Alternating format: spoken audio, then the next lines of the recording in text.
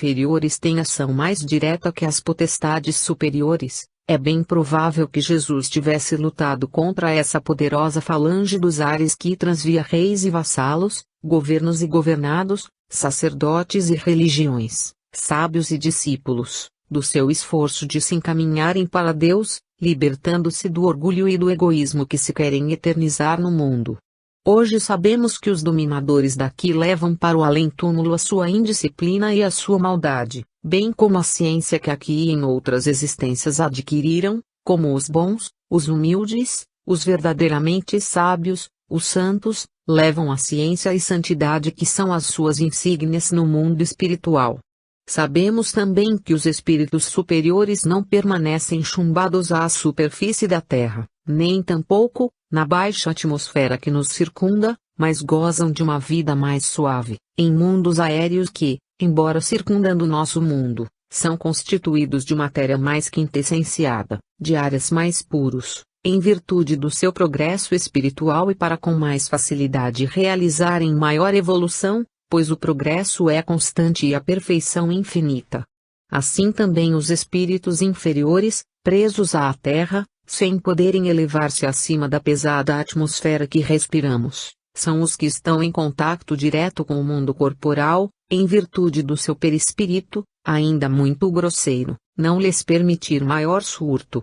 Cada mundo atmosférico tem, naturalmente, seu governo de acordo com a natureza da sua população. E tendo estes espíritos ação sobre o nosso meio, nossos governadores, nossa população, os graúdos que daqui partem agem sobre os similares que aqui estão, daí o desvairamento que tem predominado, as revoltantes injustiças, a falta de critério, de senso, de lisura, de honestidade, e a predominância do personalismo, do orgulho, do egoísmo, em detrimento das leis divinas que absolutamente não são praticadas.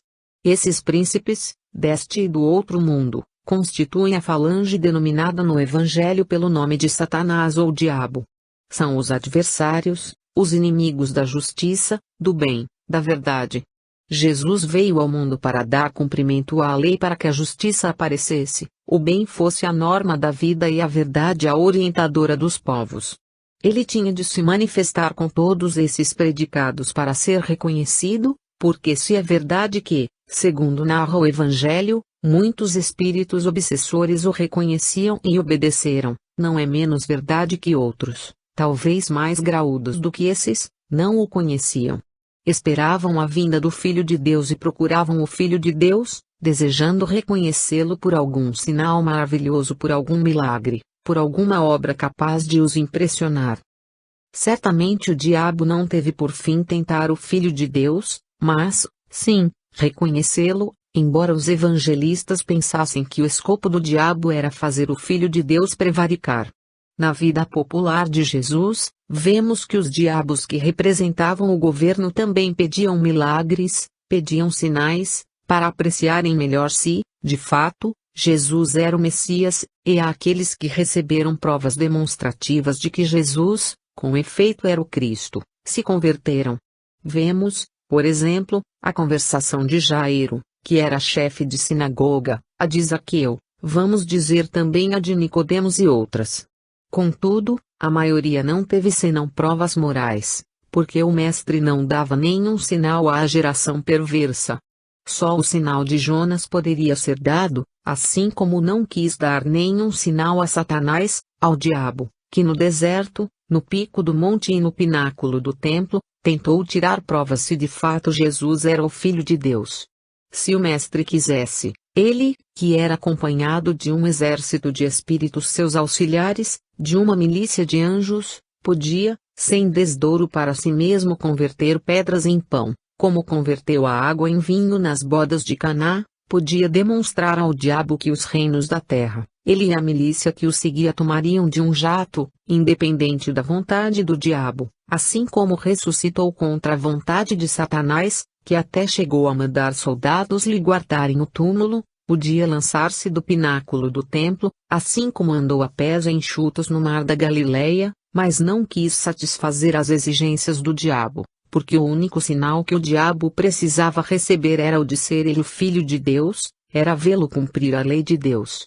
E, de fato, esse sinal foi o bastante para que Jesus dominasse o poder do diabo e se tornasse conhecido do diabo. O diabo o deixou, e eis que vieram anjos e o serviam. Não se conclua do que ficou dito que só os espíritos inferiores agem sobre a humanidade. Naturalmente, sendo nosso mundo ainda muito atrasado, e seus habitantes muito apegados à matéria, esses espíritos predominam.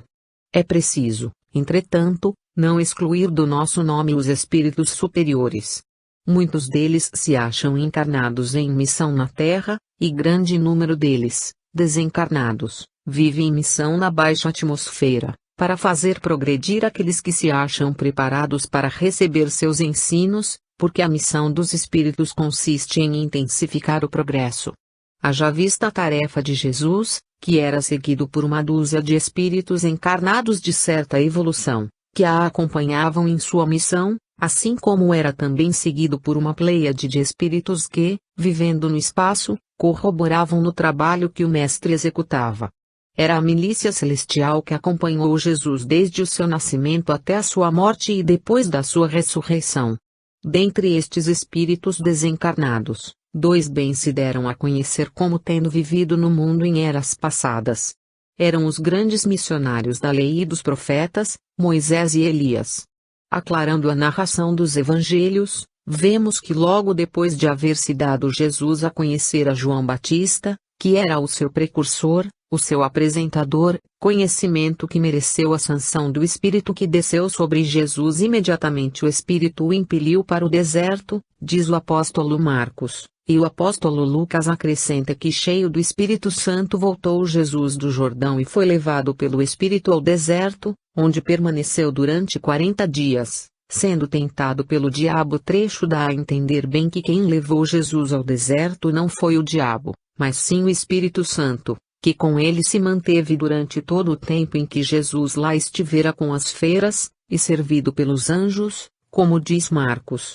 O tentador, certamente poderoso, pois chegou a afirmar que a autoridade e glória dos reinos da terra lhe havia sido entregues e que destes poderia dispor como melhor entendesse. Lucas 4:6. O tentador, maravilhado ante a imponência do quadro que se desdobrava às suas vistas, um homem no deserto cercado de espíritos de luz, inclinou-se a saber se, de fato, seria aquele homem o Filho de Deus, o Messias esperado e prometido. Daí as provas cruciais a que quis submeter o Senhor. O homem, para ser olhado na terra, procurado, invejado, precisa mostrar-se pelo seu ventre, pelo seu estômago, e se Jesus fosse capaz de converter uma pedra em pão, estava dada a prova de que ele disporia de todos os manjares que regalam o estômago e entumecem o abdômen. O homem, para ser poderoso, precisa dispor do mundo, dos reinos e impérios, dos governos e das nações, e, para que assim aconteça, tem ele de dobrar a espinha a uns e se curvar, genuflexo, a outros. E se Jesus se submetesse aos convites do tentador, não haveria dúvida para este, em ser Jesus o Filho de Deus. O homem, para se distinguir de seus semelhantes e mostrar a sua superioridade, deve ser prodigioso, porque os sinais e prodígios seguem sempre os homens extraordinários. Se aquele homem do deserto, que subiu ao cume do monte e anda acompanhado de uma milícia de gênios, for o Filho de Deus, não relutará em dar provas, lançando-se daí abaixo, porque nenhum mal sofrerá. Se a Escritura reza que o Filho de Deus será o maravilhoso, o Deus forte, o Pai da eternidade, e que ele será o grande príncipe para firmar e fortificar o zelo do Senhor dos Exércitos, se corre uma voz pelo mundo e pelo espaço que ele será o dominador do mundo, submetamo-lo desde já à prova, examinemo-lo detidamente. Não podia ser outro o raciocínio de Satanás, ansioso por verificar se, de fato, Jesus era o Filho de Deus, que vinha redimir, não um povo, uma nação, mas o mundo todo. Sem conhecimento do Deus vivo que impera no universo todo, sustentando os sóis, multiplicando os mundos, criando humanidades, como poderia Satanás, o príncipe do mundo, como o chamou Jesus, reconhecer o Mestre Nazareno como sendo o Filho de Deus? Se na época atual ele outra vez aparecesse na terra, seria reconhecido pelos reis, pelos governadores, pelos sacerdotes, pelos papas? e os papas e os césares que se conservam no espaço, como reis e príncipes deste mundo, reconhecê-lo-ão, porventura. Não exigirão, como fez Satanás, que o Senhor produza a conversão da pedra em pão, que o Senhor os adore para poder andar livremente no mundo, pregando o seu mistério, que o Senhor se atire dos pináculos das catedrais e dos vaticanos e das sacadas das academias, para que eles possam crer que Jesus é o Filho de Deus, o Messias cujo advento todos os sacerdotes anunciam para breve, o Cristo que todas as religiões dizem estar chegando. Haja vista o martirológio de médiuns que, submetidos a tantas experiências e provas, apesar dos prodígios operados, prodígios relatados em livros que enchem hoje bibliotecas, entretanto, não conseguiram impor sequer crença na imortalidade, quanto mais estabelecerem a lei da fraternidade na terra. Jesus não podia ser tentado pelo diabo, nem Deus podia submeter o seu eleito, o seu enviado, o seu escolhido, a essa humilhação. O diabo não teve por objetivo tentar a Jesus, mas, sim, investigar, examinar, observar se Jesus era, com efeito, o Messias que se esperava. O Filho de Deus. Os nababos do espaço que formam o cortejo satânico não eram oniscientes, não sabiam se o homem do deserto, vestido de uma simples túnica e calçado de sandálias, que não carregavam pão para o seu retiro espiritual, nem sequer levavam travesseiro para reclinar sua cabeça, e mesmo assim era respeitado pelas feras e servido pelos anjos, seria o Cristo, o Filho de Deus. Eles não sabiam, mas desconfiavam, e a dúvida os encaminhou para o exame. A tentação de Jesus não passa de um título posto nas Escrituras por opiniões pessoais, que não interpretaram bem a tradução dos originais dos Evangelhos. Entretanto, o que se evidencia nessas passagens, o que se pode auferir dessas narrativas, é que os espíritos malévolos não respeitam individualidades, por maiores que elas sejam. Todos estão sujeitos à ação das potestades invisíveis, sejam elas boas ou más. E se os maus se põem em relação conosco, com ou sem intuito de nos prejudicar, em compensação os bons vêm auxiliar-nos, Jesus, tentado por Satanás, tinha, por outro lado, os anjos para o servirem. Deus, quando permite o convívio de um espírito inferior conosco, é certamente para que ele progrida, e, não, para que nos prejudique, por isso envia também espíritos superiores para nos auxiliarem.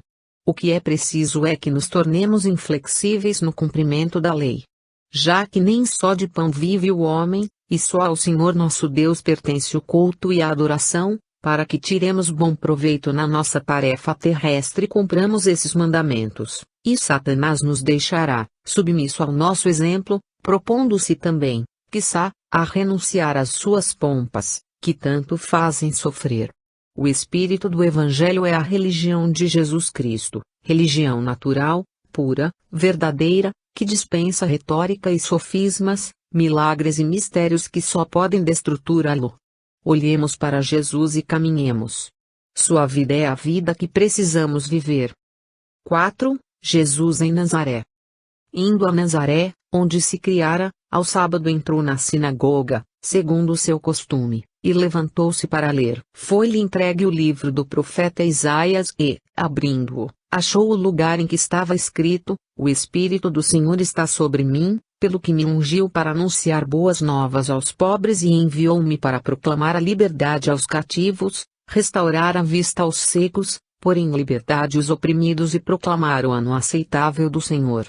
Tendo fechado o livro, entregou-o ao assistente e sentou-se, e todos na sinagoga tinham os olhos fixos nele. Então começou Jesus a dizer-lhes: Hoje se cumpriu esta escritura nos vossos ouvidos. E todos lhe davam testemunho e se maravilhavam das palavras cheias de graça que saiam da sua boca, e perguntavam: Não é este o filho de José? Disse-lhes Jesus: Sem dúvida citar-me-eis este provérbio: Médico, cura-te a ti mesmo. Tudo o que soubemos que fizeste em Cafarnaum, faze-o também aqui na tua terra. E prosseguiu: Em verdade vos afirmo que nenhum profeta é aceito na sua terra. Porém com certeza vos digo que muitas viúvas havia em Israel nos dias de Elias, quando se fechou o céu por 3 anos e 6 meses, de modo que houve uma grande fome sobre a terra, e a nenhuma delas foi Elias enviado, senão a uma viúva de Sarepta de Sidom.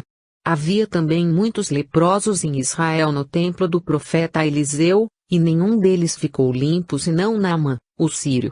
E todos na sinagoga se encheram de ira ao ouvir estas coisas, levantando-se, expulsaram-no da cidade e o levaram até o cume da montanha sobre o qual estava edificada a cidade, para o precipitarem, mas Jesus, passando por meio deles, seguiu o seu caminho. Lucas 4, 16-30. Tendo Jesus saído dali, foi para a sua terra, e seus discípulos o acompanharam.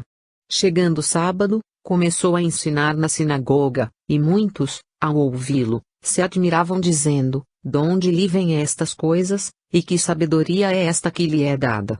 E que significam tais milagres operados por sua mão? Não é com trema este o carpinteiro, filho de Maria, irmão de Tiago, de José, de Judas e de Simão? E suas irmãs não estão aqui entre nós?" E ele lhes servia de pedra de tropeço. Então Jesus lhes disse: "Um profeta não deixa de receber honra, senão em sua terra, entre os seus parentes e na sua casa." E não podia fazer ali nenhum milagre, a não ser que pôs as mãos sobre alguns enfermos e os curou. E admirou-se por causa da incredulidade do povo. Ele andava pelas aldeias circunvizinhas ensinando. Marcos 6, 1-6. E chegando à sua terra, ensinava o povo na sinagoga, de modo que muitos se admiravam e diziam: "Donde lhe vem esta sabedoria, e estes milagres? Não é este o filho do carpinteiro?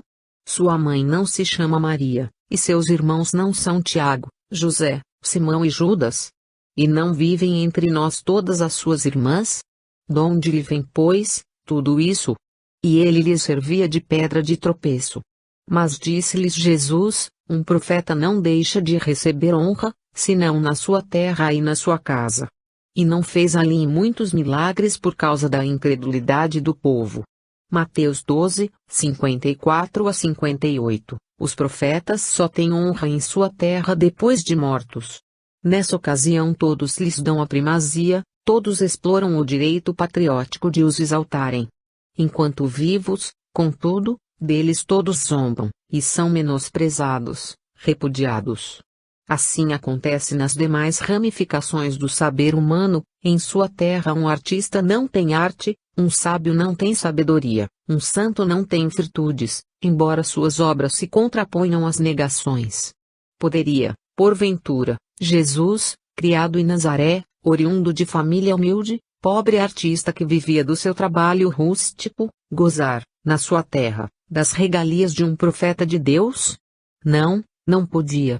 Os preconceitos humanos estão acima de todos os raciocínios, de toda a lógica, impedindo o funcionamento da razão. O Mestre e Senhor já sabia de tudo isto, mas fazia-se mister que o Evangelho fosse pregado em Nazaré, por isso, logo que chegou, aguardou o sábado, em que as sinagogas funcionavam, e tomou a tribuna, porque era esse um direito que a ninguém podia ser recusado. Naquele tempo os livros que formam hoje o Antigo Testamento, não se achavam fechados num só volume. Foi-lhe entregue do profeta Isaías. O mestre escolheu o trecho que fazia referência à sua missão, toda celeste, toda divina, leu-o, fechou o livro, passou ao assistente e sentou-se. Até aquela data o Senhor já havia dado demonstração positiva da alta incumbência que lhe fora confiada. Muitas excelentes novas já animavam corações, inúmeros cativos se achavam libertos, cegos haviam recuperado a vista, e o ano aceitável do Senhor já se irradiava em luz benéfica por toda a Palestina. O mestre poderia, sem receio, apregoar que nele, de fato, se cumpria aquela escritura, cujo anúncio era ansiosamente esperado por todas as nações. Mas o homem terreno não se prende ao fundo, à essência, ao espírito de quem fala, olha para a forma e fascina-se pela palavra que soa. A forma não era má, a palavra era atraente, mas a condição humilde de quem falava era um embaraço para a recepção da doutrina, que, para ser mesmo pura e verdadeira, deveria ser dada por alguma eminência de alta estirpe e trazer o selo oficial. Todos aplaudiam o mestre, arrebatados pela sua palavra sem mácula, cheia de graça e de amor, ficavam maravilhados, mas o espírito do preconceito perguntava pelos seus lábios: não é este o carpinteiro, filho de Maria, irmão de Tiago, de José, de Judas e de Simão? Suas irmãs não estão entre nós? Não é este o filho do carpinteiro José? Como poderia Jesus livrar-se desse maldito espírito que, em vez de sondar corações, devassa a vida privada, semeando mazelas onde não as encontra e distribuindo defeitos onde só há virtudes? Por maior que fosse a força moral do mestre, por maior que fosse a autoridade de que se revestisse, ele não se livraria daquele defeito: ser um carpinteiro, filho do humilde carpinteiro José, e ter por mãe, irmãos e irmãs, gente do povo, que não se salientava por nenhuma representação oficial. Como poderia o médico que curava os outros, curar a si mesmo, do mal que os outros diziam prejudicá-lo? Poderia ele fazer em Nazaré tudo o que fizera em Cafarnaum? Não, não podia, porque nenhum profeta é aceito na sua terra, e, além disso, os profetas não podem ser mesmo recebidos por todos, nem a todos são enviados. Em Israel havia muitas viúvas no tempo de Elias, entretanto, a nenhuma delas Elias foi enviado senão a de Sarepta, de Sidom. Muitos leprosos havia em Israel no tempo de Eliseu, mas nenhum deles ficou limpo senão Naamã, chefe do exército do rei da Síria. Os profetas não são enviados a quem não está em condições de recebê-los, assim como não se dá pérolas a suínos, nem brilhantes a felinos, nem as coisas santas aos cães, para que não as despedacem. E como se poderia enviar um médico a doentes que não se querem tratar? Mas, os mesmos que se arrebatavam primeiramente com suas palavras cheias de graças, aqueles mesmos que se mostravam maravilhados ouvindo-o, quando ouviram essa censura acre mas cheia de razão, encheram-se de ira, expulsaram-no da cidade, tentaram precipitá-lo do monte sobre o qual estava a cidade, mas o mestre não se deixou prender e partiu para outro lugar, pois lhe convinha anunciar o evangelho em outras povoações. Entretanto, mesmo na terra da descrença, em Nazaré, Jesus conseguiu curar alguns enfermos, diz o evangelista Marcos, e, se mais não pode fazer, diz Mateus, foi devido à incredulidade do povo. A visita a Nazaré, feita por Jesus, testemunha ou faz lembrar mais um dos inúmeros sentimentos de benevolência e abnegação que eram os característicos de extraordinária individualidade. Ele sabia de antemão os resultados que produziria a sua ida a Nazaré, mas era preciso que ficasse gravada nas páginas de sua história mais esse ato de altruísmo do seu elevadíssimo caráter. 5. A pesca maravilhosa. Apertado pela multidão que ouvia a palavra de Deus, achava-se Jesus na praia do lago Genezaré, e viu duas barcas junto à terra, mas os pescadores, havendo desembarcado, lavavam as redes. Entrando em uma das barcas, que era de Simão, pediu-lhe que afastasse um pouco da terra, e sentando-se na barca, dali ensinava a multidão. Quando acabou de falar, disse a Simão: faze-te ao largo, e lança as tuas redes para a pesca. Disse Simão: Senhor, tendo trabalhado toda a noite, nada apanhamos, porém, sobre a tua palavra lançarei as redes. Feito isto, apanharam uma grande quantidade de peixe, e as redes rompiam-se. Assinaram aos seus companheiros que estavam na outra barca para virem ajudá-los. Eles vieram e encheram ambas as barcas, a ponto de começarem ela a afundar. Mas vendo isto, Simão Pedro caiu aos pés de Jesus, dizendo: retira-te de mim, Senhor, porque sou um homem pecador. Pois, à vista da pesca que haviam feito, a admiração apoderou-se de Pedro, e de todos os seus companheiros, bem como de Tiago e João, filhos de Zebedeu, que eram sócios de Simão. Disse Jesus a Simão: não temas, de hora em diante serás pescador de homens. E levadas as barcas para a terra, deixando tudo, seguiram-no. Lucas, v. 1-11, de duas pescas maravilhosas nos falam os evangelhos, que os discípulos realizaram sob as ordens e direção de Jesus. Uma é a de que vamos tratar, a outra foi narrada pelo evangelista João no capítulo XX, 1-14, do seu evangelho. A esta já fizemos referência na obra Parábolas e Ensinos de Jesus. A doutrina do Cristo é a sanção da razão pelos fatos. O Senhor sempre procurava dar demonstrações dos seus ensinos com fatos que provassem perfeitamente a verdade da sua palavra. Diz Lucas que, assediado pelas multidões que pretendiam detê-lo para que não as deixasse, mostrou-lhes a necessidade que tinha de pregar o evangelho do reino de Deus também em outras cidades, mas, oprimido por essa multidão, quando se achava na praia do lago de Genezaré, provavelmente o Tiberíades, que era atravessado pelo rio Jordão, entrou na barca de Simão e pediu a este humilde pescador que a afastasse um pouco da terra. Então, mais livre do povo, dali ensinava a multidão. O que ensinaria Jesus à multidão? Porventura recomendaria ele algum culto, observância de algum sacramento?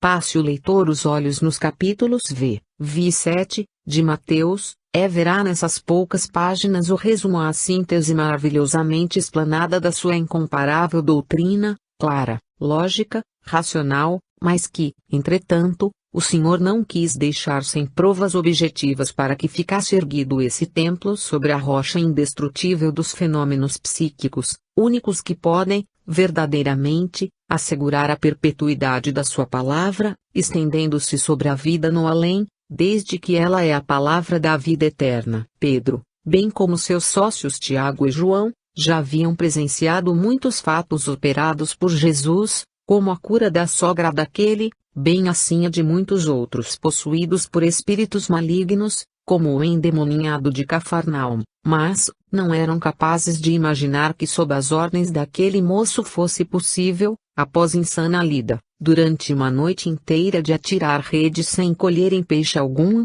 essas redes encher-se por encanto, a ponto de ser preciso chamar outros companheiros que estavam em outra barca para auxiliá-los a puxá-las para a terra, pois se rompiam ao peso de tantos peixes. Como se operaria esse milagre? O que teria feito Jesus para que assim acontecesse? Os fatos, quando aparecem às nossas vistas, não nos dão tempo de pensar, porque ficamos deslumbradas ante a majestade desses mesmos fatos. Simão, absorto, cai aos pés de Jesus e lhe diz: "Retira-te de mim, Senhor, porque sou um pecador." Os fatos são os produtores das maravilhas, e constituem os aguilhões que nos forçam ao progresso, à espiritualidade. Foi com esse fim que o Senhor manobrou os fatos, para que eles pudessem despertar almas adormecidas por sugestão de religiões decrépitas. A prodigiosa força espiritual de Jesus, sua grande autoridade, os seus inúmeros auxiliares que no invisível punham em ação a sua palavra, todos esses elementos sós ou reunidos, expiram muito bem a reunião dos peixes em determinado lugar, para que as redes se enchessem e o efeito desse fenômeno calasse no ânimo de seus discípulos. Os leitores que nos têm acompanhado já conhecem muito bem o efeito das forças vivas da natureza, o poder do magnetismo animal, da dupla vista, da visão à distância e da ação dos espíritos sobre as coisas animadas e inanimadas. Pois foi por estes meios que Jesus conseguiu fazer que seus futuros apóstolos realizassem a pesca maravilhosa. A lição foi mais moral do que material, como foi a lição do estater da boca até o peixe.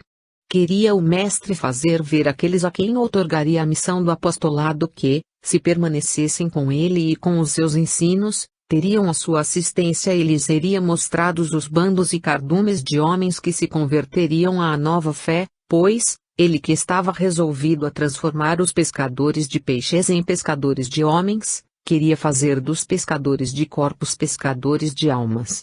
Finalmente, há duas pescas maravilhosas assinaladas nos evangelhos e transmitidas às gerações. A primeira é o encorajamento para vencer as lutas que esperam os divulgadores da palavra, e, a outra, que se verificou depois da morte do Mestre, conforme narra o evangelista João, capítulo XX, é a confirmação das graças com novas promessas de imortalidade. 6. As bem-aventuranças, os ais, a nova lei do amor. E olhando para os seus discípulos, começou a dizer: Bem-aventurados vós os pobres, porque vosso é o reino de Deus. Bem-aventurados vós que agora tendes fome, porque sereis fartos. Bem-aventurados vós que agora chorais, porque vos rireis. Bem-aventurados sois, quando os homens vos odiarem, e quando vos expulsarem de sua companhia, vos ultrajarem e rejeitarem o vosso nome como indigno, por causa do Filho do Homem. Regozijai-vos naquele dia e exultai, pois grande é o vosso galardão no céu, porque assim seus pais trataram os profetas. Mas ai de vós, que sois ricos, porque já recebeste a vossa consolação. Ai de vós, os que agora estáis fartos, porque tereis fome. Ai de vós, os que agora rides, porque é vez de vos lamentar e chorar. Ai de vós, quando todos vos louvarem, porque assim seus pais trataram os falsos profetas. Digo-vos, porém, a vós que me ouvis, amai os vossos inimigos, fazei o bem aos que vos odeiam, bendizei os que vos maldizem, orai pelos que vos insultam. Ao que vos bater numa face, oferecei-lhe também a outra, e ao que vos tirar a capa, não lhe negues a túnica. Dai a todo o que vos pede, e ao que tira o que é vosso, não lhe o reclameis. Assim como quereis que vos façam os homens, assim fazei vós também a eles. Se amais aqueles que vos amam, que mereceis? Pois também os pecadores amam aos que os amam. Se fizerdes o bem aos que vos fazem o bem, que mereceis? Até os pecadores fazem isso. E se emprestardes àqueles de quem esperais receber, que mereceis? Até os pecadores emprestam aos pecadores, para receberem outro tanto. Amai, porém, os vossos inimigos, fazei o bem e emprestai, nunca desanimando, e será grande a vossa recompensa, e sereis filhos do Altíssimo, porque ele é benigno para os ingratos e maus. Sede misericordiosos como misericordioso é o vosso Pai. Não julgueis, e não sereis julgados, não condeneis e não sereis condenados, perdoai, e sereis perdoados, dai e dar-se-vos-á, boa medida, recalcada, sacudida, transbordando, vos porão no regaço, porque à medida de que usais, dessa tornarão a usar convosco. Lucas 6, 20-38. Neste discurso se resume todo o ensino, toda a doutrina, toda a religião de Jesus. Aquele que for capaz de pôr em prática todos esses preceitos, pode dizer não só que é discípulo de Jesus, mas até que é seu verdadeiro seguidor. Na prática das recomendações que dão ingresso às bem-aventuranças, os homens encontrarão a felicidade eterna. Na prática das que se referem aos ais terão eles o infortúnio. O vinho novo é o símbolo da nova lei do amor que o Mestre, o enviado de Deus, trouxe ao mundo, para fazer deste mundo de infortúnio, um mundo de paz e de fraternidade. A nova vestidura referida pelo Nazareno, que não podia ser cortada para remendar roupa velha, consiste justamente nesta síntese religiosa mais verdadeiramente religiosa, exposta pelo grande pregador dos divinos preceitos. Qual religião, seita, doutrina, filosofia, pode ser comparada à doutrina de Jesus? O catolicismo com seus anátemas e exclusivismo. O protestantismo com o seu círculo vicioso de fé passiva, sem tolerância, sem amor para com os seus inimigos. O budismo, o shintoísmo? Nenhuma. A única doutrina perfeita, que é a mais alta concepção espiritual que se pode imaginar, é a que se acha sintetizada nesses 18 versículos. Amar os inimigos, fazer o bem a quem nos persegue, ultrapassa a todo o entendimento humano, por isso todos esses preceitos deixaram de ser dados à multidão. A multidão não os compreenderia, não os praticaria absolutamente. Resolveu Jesus, portanto, transmiti-los somente aos seus discípulos. Estes, sim, estavam à altura de receber essa palavra, estavam aptos para meditarem sobre tão transcendentais lições, e se esforçarem para pô-las em prática, pois só por esse caminho, só com esse auxílio poderiam galgar os andares, os planos superiores da vida eterna. Não vos incomodeis com a pobreza, a miséria, a fome, as tribulações, o ódio de uns e as injustiças de outros, porque vos achais num mundo de miseráveis egoístas, de nojentos e orgulhosos, de déspotas e maus, de injustos e ingratos, e tereis que suportar suas injustiças, seu desamor, suas ingratidões, suas maldades, pois na vossa tarefa missionária, para realizardes como deveis, não podeis perder tempo rebatendo um e acusando o outro. Vosso tempo é precioso, e deveis aproveitá-lo em coisas que vos afetam espiritualmente. É melhor deixar a capa e não pensar mais na capa, do que discutir ou brigar 2 dias, 2 meses ou 2 anos para reaver a capa e perder esse tempo que poderia ser aplicado nos vossos deveres espirituais. E melhor receber o tapa e preparar a outra face para receber outro tapa, sem vos preocupardes com os tapas, do que ferir o vosso agressor atrasado e ignorante, e perder 1 mês na prisão com o prejuízo de vossa missão. Sede benevolentes para com os maus e o seu número diminuirá ao menos para convosco. Dai, emprestai, porque o Pai Celestial, que é misericordioso até para com os ingratos, porá no vosso regaço uma medida transbordando e recalcada. Não vos detenhais ante as fragilidades da vida, não percais tempo a seguir o cão que vos feriu, mas procurai meios de dominar-lhe a ferocidade com uma talhada de pão, ou um pedaço de carne. A Deus pertence a justiça e os que riem hoje, chorarão amanhã, os potentados de agora, sem amor e sem benevolência, que se acham consolados com o seu ouro, serão vazios, os fartos, egoístas e avarentos terão fome. Não apreceis os acontecimentos que vos penalizarão mais tarde, ao ver os que tiveram bens em farrapos, e os que foram injustos, escravizados. No exercício da vossa tarefa espírita não vos entristeçais por vos não louvarem os sábios e entendidos e até por vos odiarem eles e vos expulsarem de sua companhia, tendo o vosso nome como indigno, porque os seus pais trataram do mesmo modo os profetas que vos precederam. Antes regozijai-vos e continuai no desempenho do vosso dever, porque a honra, a glória, a hosana, só cabe a Deus. Amai, amai sempre porque o amar vence tudo. O amor é a lei, sem o amor não há profecia. Amai, envolvei-vos dessa nova vestidura que o Senhor vos ofertou e que será para vós o resguardo nas intempéries, o auxílio na viagem, o escudo na luta, e resplandecerá um dia na vossa alma como a túnica do Cristo no Monte Tabor. Amai, sem amor não há religião, não há Jesus Cristo, não há Deus. Amai, porque o amor é a âncora da salvação no porto seguro da vida eterna. 7. A vocação de Levi, a popularidade de Jesus. Saiu e viu Jesus um publicano chamado Levi, sentado na coletoria, e disse-lhe, segue-me. E ele, deixando tudo, se levantou e o seguiu.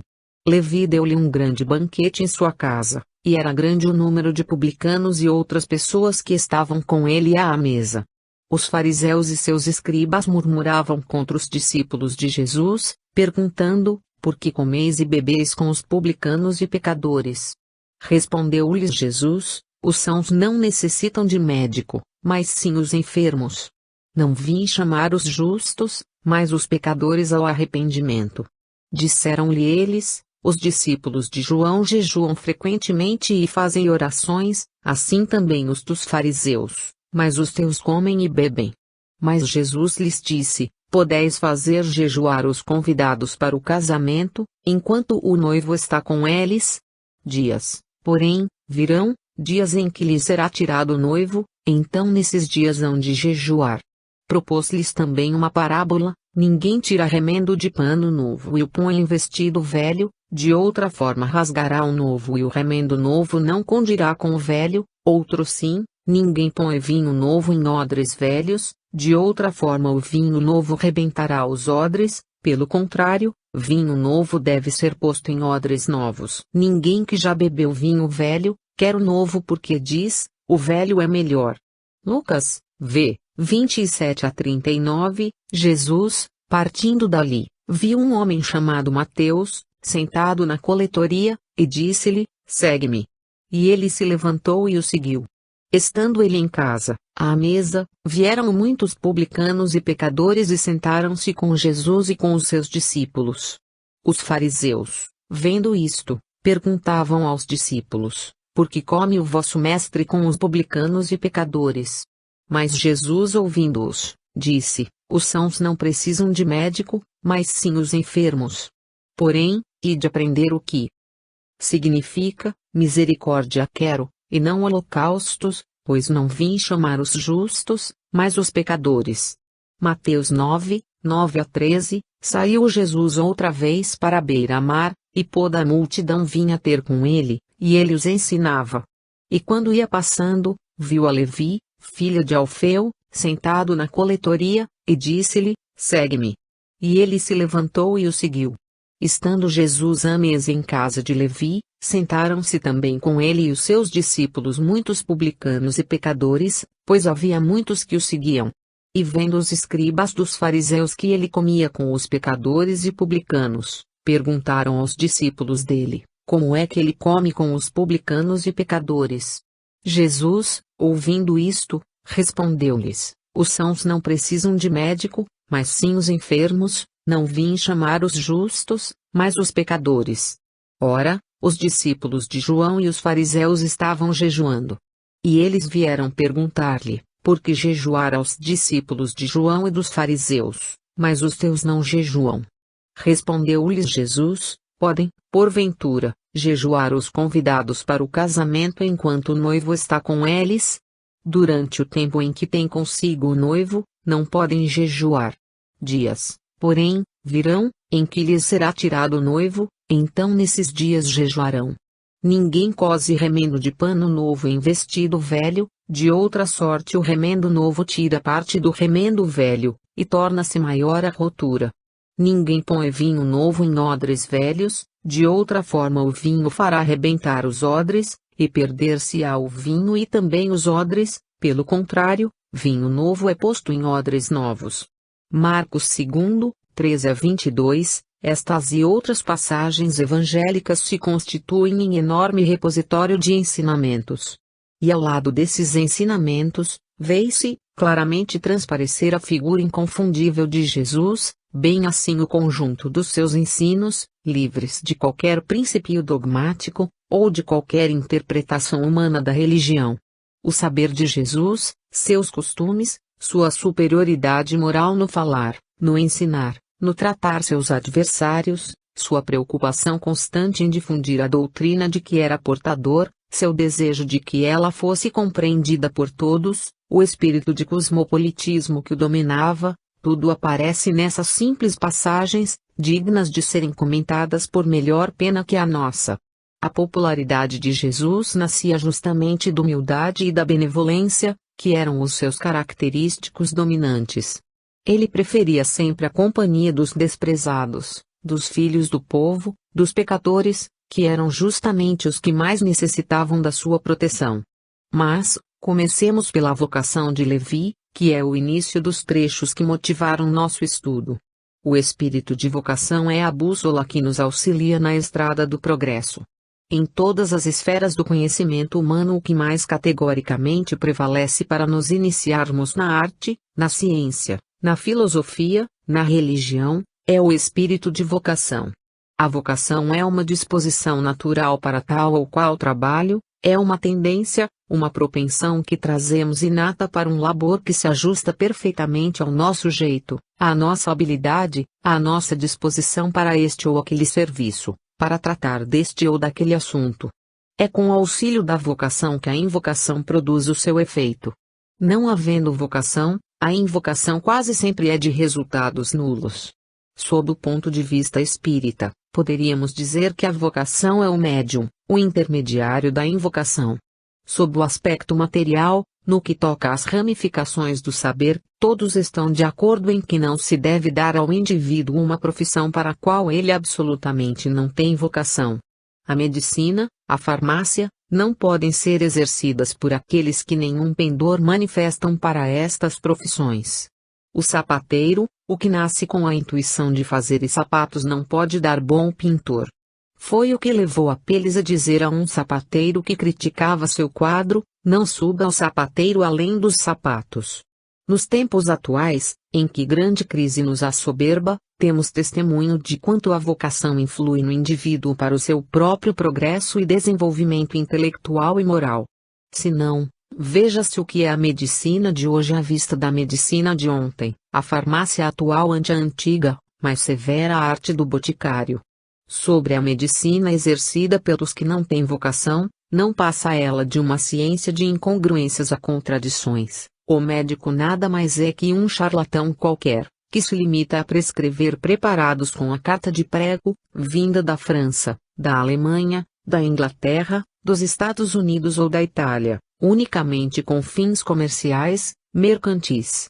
A farmácia é um negócio como outro qualquer, um comércio de drogas e de panaceias, sem valor artístico nem científico. Essas duas profissões há muito deixaram de ser sacerdócios para serem indústrias, profissões mercantilizadas. Assim é tudo mais.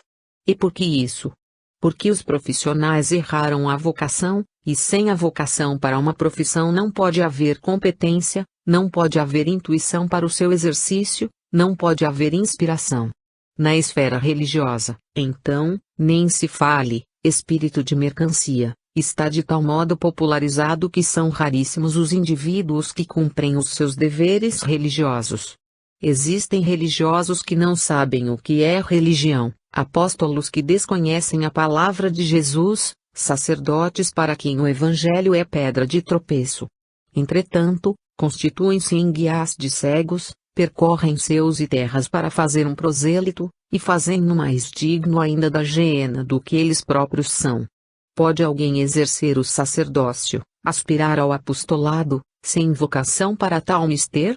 Não pode, é impossível, não raro, acontece que, desviando-se o indivíduo de sua vocação, faça-se dele um traficante das coisas santas, quando poder-se-ia fazer desse indivíduo, por exemplo, um bom artista.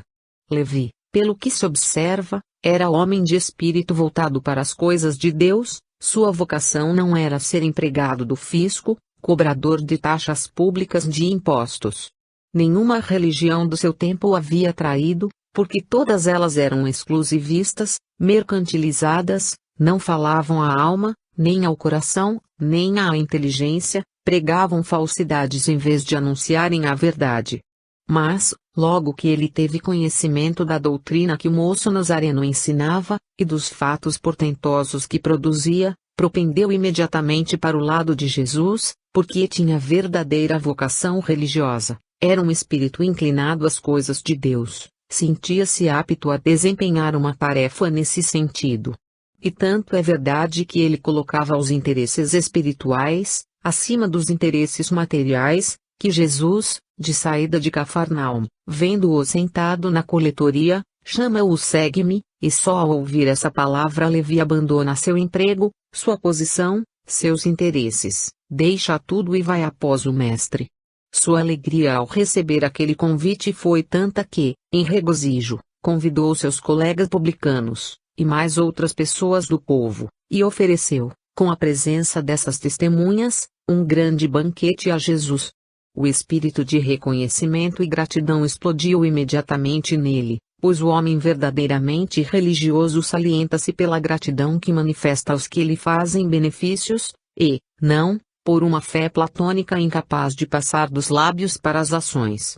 Foi por ocasião desse banquete que Jesus teve de responder às insidiosas perguntas que os fariseus, ali atraídos por mera curiosidade, faziam a seus discípulos: por que comeis e bebeis com publicanos e pecadores?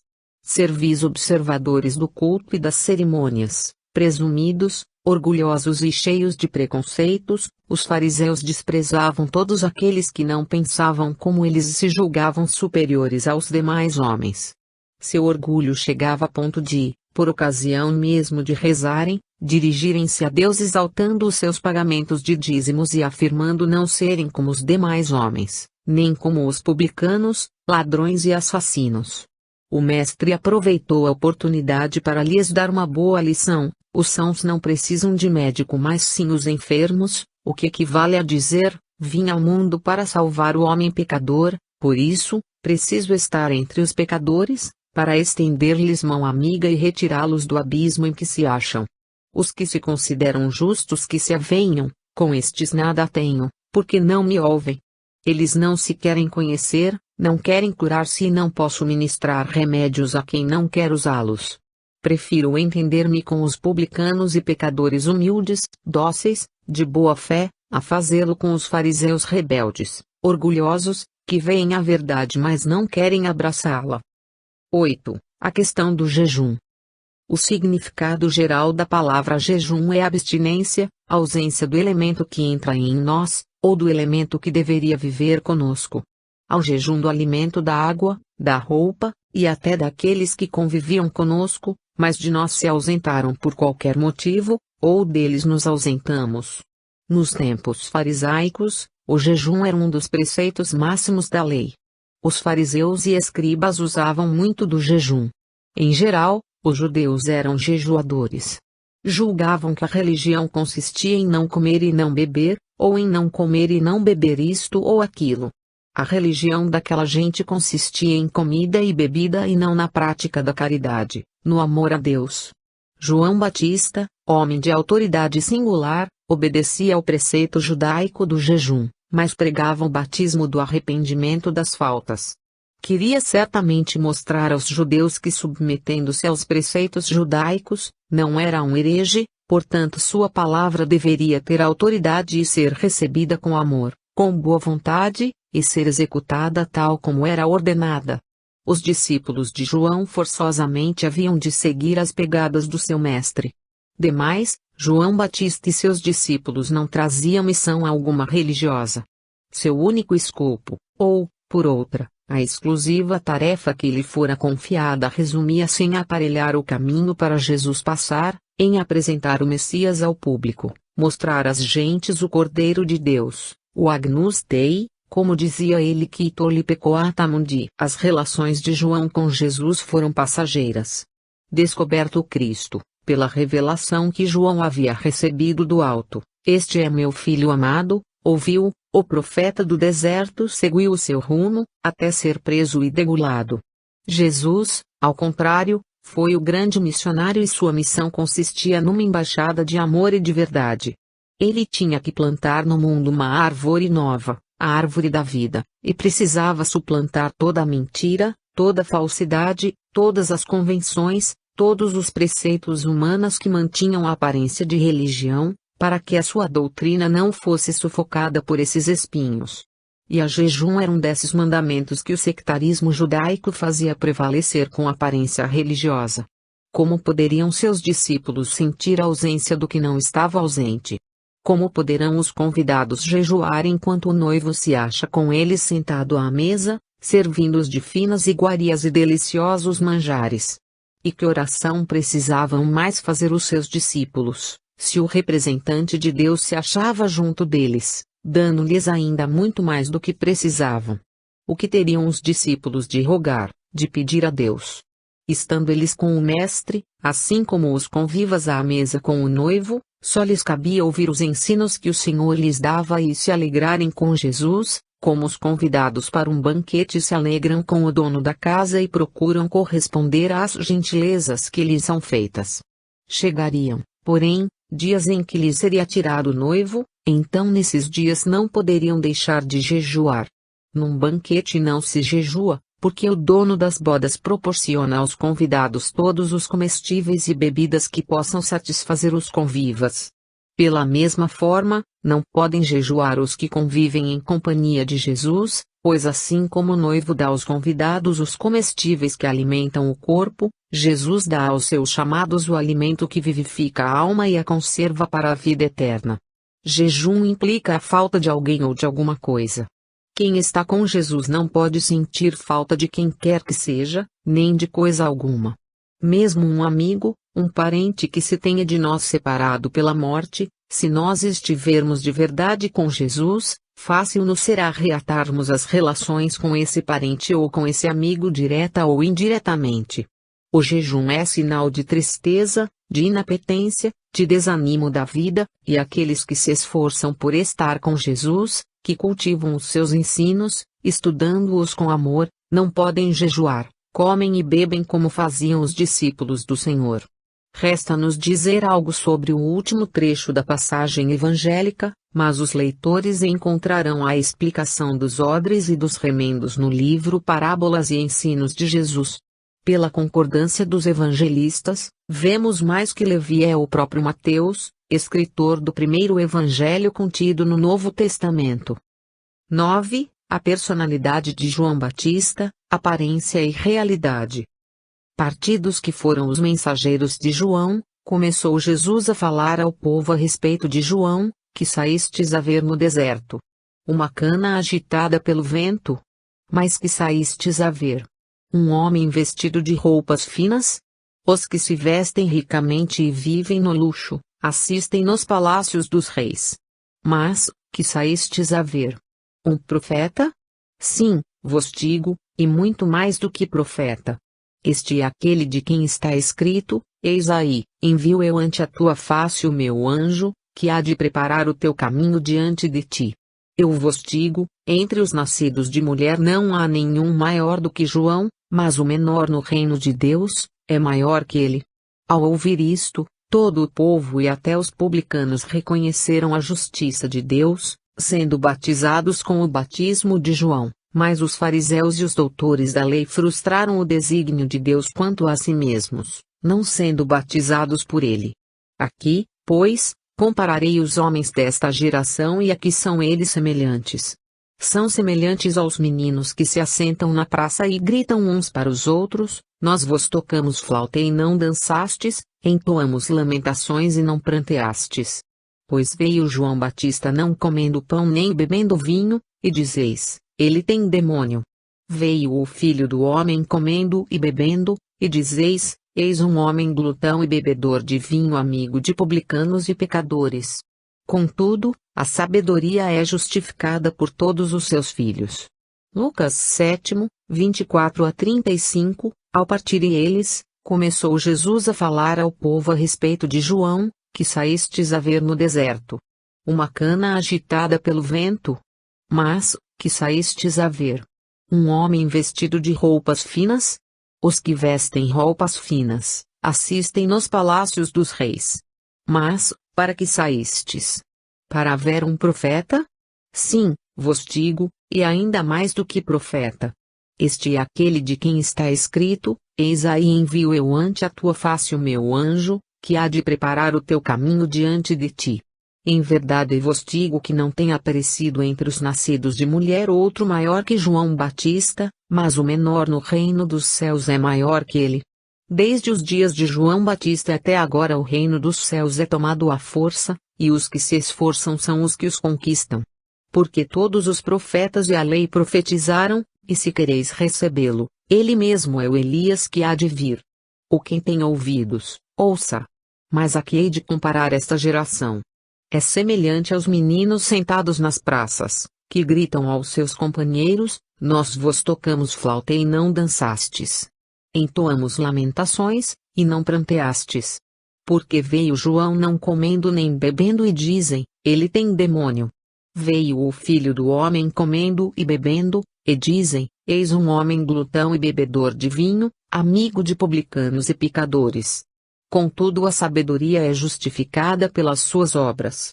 Mateus 11, 7-19. Ontem como hoje, o homem não tem valor pelo que verdadeiramente vale, mas sim pelo que mostra valer.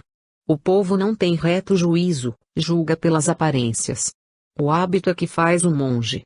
A vestimenta, os ornamentos, a aparência exterior é que caracterizam os sábios, os sacerdotes, os gênios, os missionários. Para ser recebido neste mundo como um emissário da divindade, é preciso ser um homem de vestes ricas e de apresentação, semelhante aos que assistem nos palácios dos reis, ou então, uma cana agitada pelo vento, um judeu errante sem bagagem, que exerce o sortilégio e se anuncia remédio para todos os males, adivinho de todas as sortes. Do contrário, não será recebido nem por nobres, nem por plebeus. Porque o mundo atual é composto ainda das tradicionais gerações que só dançam ao som de flautas e só pranteiam ao som de cânticos de lamentações. Um homem que não come pão nem bebe vinho, porque não lhe apraz esse tratamento, ou é maluco ou tem demônio. Um missionário que come de tudo que se vende na praça e bebe vinho, não pode ser missionário, é glutão e beberrão.